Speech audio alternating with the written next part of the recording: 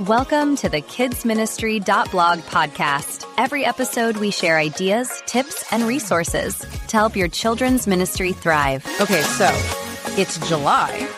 And if you're a parent or really anyone involved with families, you know that feeling, right? That sort of July stress. Oh, yeah. Kids are suddenly, let's just say, energetic in a different way and trying to get back into the school rhythm after summer. It can feel like a real uphill battle. It really can.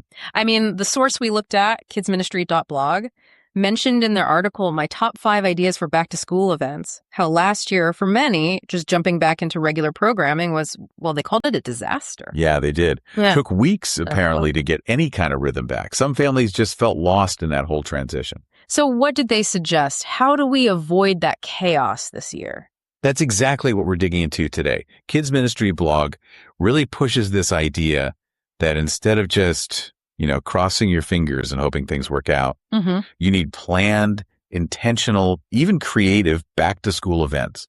They undo these specific events genuinely help everyone transition. Kids get excited, parents get reminded, volunteers get reconnected. It's about being proactive. Okay, so proactive help, not just attendance numbers. It's about actively, genuinely helping families navigate what's actually a pretty stressful time. Exactly. And this is where their advice gets really interesting. How so? They found that the simple, practical events, those often land much better than the big, elaborate, expensive ones. Okay. It shifts the whole feeling away from like an obligation and more towards actual, genuine helpfulness. Take the backpack blessing and school supply drive idea. A backpack blessing. Tell me about that. How does that work? It's super simple, actually. Families bring their kids backpacks and you just take a moment to pray over them, asking for a good school year, good friends, good learning, safety, Right. And then alongside that, you run a school supply drive. Collect extra stuff for kids in the community who might need it. Donate it to local schools or family services. That seems like a small thing, but why does it work so well? Well, the blog points out a few things. Parents appreciate it because it treats school as important, not just some competing thing. And the kids, they actually think it's pretty cool their backpack gets blessed. Huh. Interesting. Yeah, and the source shared this little story about a girl, Emma. After her backpack blessing, she asked her mom if the blessing would help her make friends at her new school. It just shows how much kids worry about this stuff, things we might not even think about. It validates their feelings. That's really powerful. Addressing those unspoken anxieties through a simple action. What other practical ideas did they have? Another one that sounds incredibly effective is the school supply shopping trip. A group shopping trip. Yeah. Organize a trip, maybe to Target or Walmart when the big back-to-school sales are on. Help families find the deals, save some money. Okay, I can see the practical value there. And there's more to it. Volunteers can help families who might struggle with English or just find those long supply lists confusing.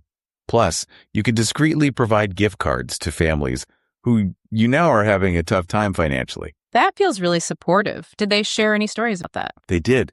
There was a mom, Jessica, totally overwhelmed by her kindergartner's list. Other moms on the trip just jumped in, showed her which brands lasted, what was a waste of money. That's huge. Real peer-to-peer help. Exactly. And what started as a shopping trip turned into this 3-hour social thing at McDonald's afterward. The source said it built tons of relationships for basically nothing. Wow. It shows how meeting a real practical need can just organically build community, without forcing it. So these practical, helpful things really hit the mark. Did the blog mention anything that doesn't work as well? Things to avoid? Yeah, definitely. They cautioned against events that feel like just another obligation or packing too many things too close together. Right. Burnout is real. Totally. And anything that kind of screams, we're just trying to get you back on Sunday morning. Families can sniff that out, apparently. Makes sense. Feels less genuine then. Exactly. Yeah. And that ties into what the source called the real goal. It's not just about Sunday attendance. It's about helping families transition well, showing you care about their lives outside the church walls, making sure kids associate the community with positive, helpful experiences, strengthening those relationships. When you genuinely serve people during stressful times, they remember that. They trust you more. So wrapping this up, what's the big takeaway for you listening? It seems the core idea is that simple, intentional events focused on genuine, practical help during these tricky transitions.